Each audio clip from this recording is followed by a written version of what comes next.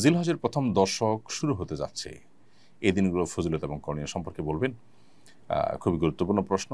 জিলহজের নতুন চাঁদ উঠবে এবং জিলহজ মাস শুরু হবে। জিলহজ মাসের প্রথম দশক হলো ইবাদতের দ্বিতীয় বৃহত্তর মৌসুম।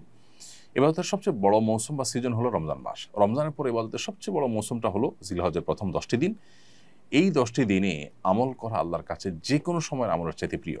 নবী সাল্লাল্লাহু আলাইহি ওয়াসাল্লাম বলেছেন, সহিহ বুখারীতে বর্ণিত হয়েছে, মা মিন আইয়ামিন আল আমালুস সালিহ ফিহিন্না আহাব্বু ইলাল্লাহ মিন হাযিহিল আইয়াম।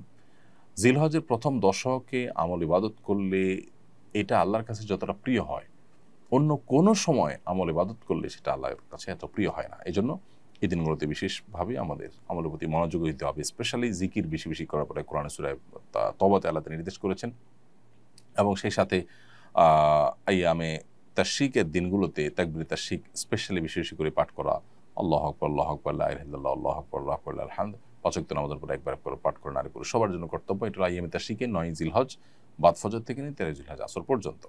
আর এর বাইরে জিলহজের এই ১০ দিন জুড়েই ঘন ঘন বেশি বেশি করে তাকবীরে তাশরিক বেশি বেশি করে পাঠ করা, এটা সুন্নাহ।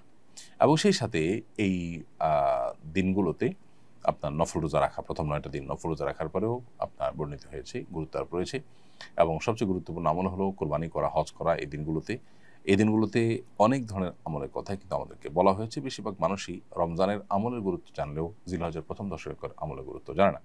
কোরআনে কারিমে আল্লাহ তাআলা শপথ করেছেন, ওয়াল ফাজরি ওয়া লায়ালিন আশ ওয়াশ শাফা'i ওয়াল ওয়াতর, ফজরের শপথ এবং 10টি রাতের শপথ, জোড় এবং বিজোড় রাতগুলোর শপথ। এই আয়াতের ব্যাখ্যায় বিশ্ববিখ্যাত তাফসীরকারক ইবনে আব্বাস রাদিয়াল্লাহু তাআলা আনহু বলেছেন, এখানে মূলত জিলহজের প্রথম 10টি রাতের কথা আল্লাহ তাআলা ইঙ্গিত করেছেন, শপথ করেছেন। তার মানে এই 10টি রাতের গুরুত্ব এবং মর্যাদা আল্লাহর কাছে এত বেশি, যেগুলোর নামে আল্লাহ তাআলা শপথ করেছেন। তো সেজন্য সেগুলোর উপর আমাদের বিশেষভাবে দায়িত্বশীল হতে হবে। রাফিদুল ইসলাম মুন্না লিখেছেন, কোরবানির 10 দিন আগে নখ কাটা যাবে কিনা? কোরবানির 10 দিন আগে তো নখ কাটতেই পারবেন। কোরবানির আপনার চাঁদ দেখা যাওয়ার আগে চুল, নখ ইত্যাদি কেটে কোরবানির পর্যন্ত সেটা আর না কেটে থাকা, এটাই হলো নির্দেশ না। অতএব 10 দিন আগে, তার মানে পয়লা জিলহজ শুরু হওয়ার আগে আমরা চুল, নখ ইত্যাদি কেটে শেষ করব, সেটা ঠিক আছে। কোরবানি না করে কোরবানির টাকা গরিবকে দান করার জন্য অনেকে উদ্বুদ্ধ করে। প্রত্যেক ঈদুল আজহার আগে একটা শ্রেণীর মানুষ এ নিয়ে সামাজিক যোগাযোগ মাধ্যমে লেখালেখি শুরু করে। এ ধরনের চিন্তা লালন করা শরীর দৃষ্টিকোণ থেকে কেমন কাজ?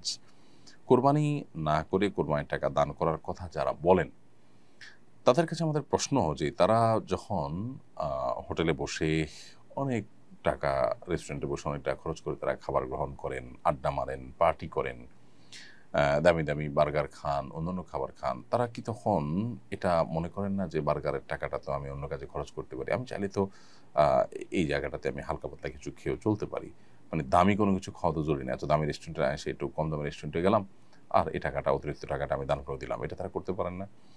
দেখুন, এই মানুষগুলো মানবতার ভেগধারী। আমরা বারবার বলে থাকি, মানবতা এবং মানবাধিকার এটা এমন একটা মুখরোচক বিষয় যে এটার আড়ালে পশুত্বকে হার মানানো অমানবিক আচরণও আমাদের চোখে পড়ে না। সেগুলোকে ঢাকবার জন্য মূলত এই সমস্ত মুখরোচক স্লোগানগুলো দিয়ে থাকে এক শ্রেণীর মানুষ, সেটা দেশে, দেশের বাইরে সব জায়গায় আছে। যে ইসলাম আমাদেরকে কোরবানি করতে বলেছে, সেই ইসলাম আমাদেরকে আল্লাহর সন্তুষ্টির জন্য গরিব দুঃখীর মুখে আহার তুলে দেওয়া, সম্পদের জাকাত দেওয়া, রমজানে ফিতরা দেওয়া, খাদ্যদান কর্মসূচিতে অংশগ্রহণ করা, নানাবিধ ভালো কাজ করার জন্য উদ্বুদ্ধ করেছে। অতএব যে কোরবানি করে সে অন্য ভালো কাজও করে, আর যে কোনোটাই আসলে করে না সে কথা বলে বেশিরভাগ ক্ষেত্রেই এবং প্রশ্ন তোলে। দেখুন, কোরবানি এমন একটা ইবাদত যে এটা না হলে গরিব ক্ষতিগ্রস্ত হবে। আমরা জানি যে গত কয়েক বছর ধরে আমাদের দেশে কোরবানির হার অনেক বেশি বেড়েছে। 2022 সালে কোরবানি হয়েছে প্রায় 90,000-এর বেশি গরু। 2023 সালে কোটির ঘরে পৌঁছেছে, 24 সালে এক কোটি কয়েক হাজারে পৌঁছেছে, কয়েক হাজারে পৌঁছেছে। আর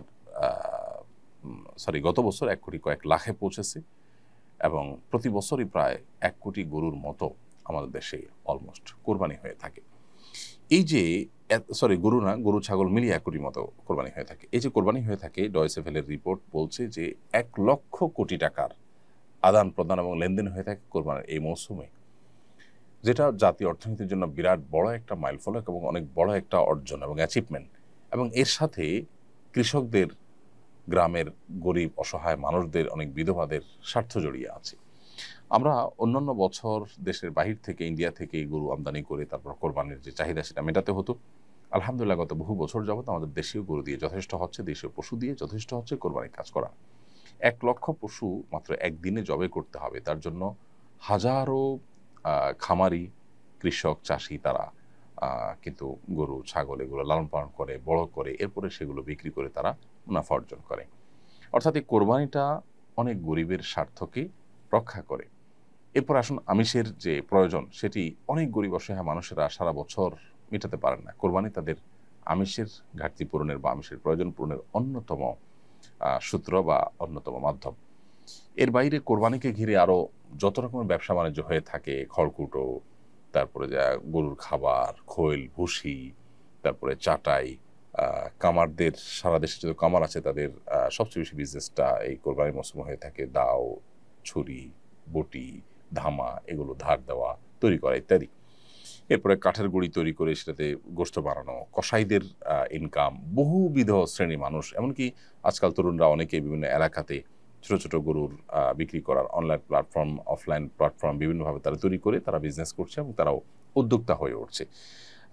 এটা যদি আরও সামনে আমরা বাড়াতে পারি তাহলে দেশের বাইরে আমরা রপ্তানি করতে পারবো। ইন্ডিয়া এবং ব্রাজিল, বহু দেশ, অস্ট্রেলিয়া, বহু দেশ তারা কিন্তু প্রচুর পরিমাণ গরুর গোশত বাইরে রপ্তানি করে। তারা কিন্তু বহু ছাগলের গোশত রপ্তানি করে, দুধ প্রচুর পরিমাণে হয়।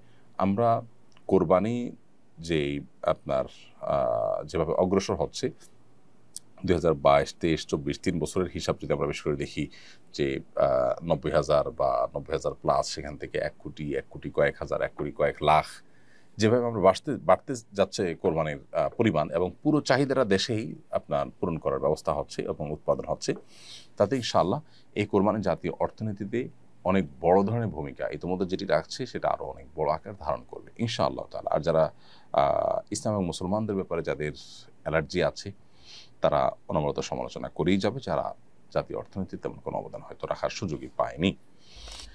কোরবানি আমাদের সমাজে অনেক সময় সামাজিক মর্যাদার প্রতিযোগিতায় পরিণত হয়। কোরবানির এই বিচ্যুতি কীভাবে রোধ করা যায়, এটার জন্য ব্যাপকভাবে কোরবানির যে আসল মহিমা, কোরবানির আসল যে উদ্দেশ্য সেটা নিয়ে আলোচনা বাড়াতে হবে, এটার চর্চা বাড়াতে হবে।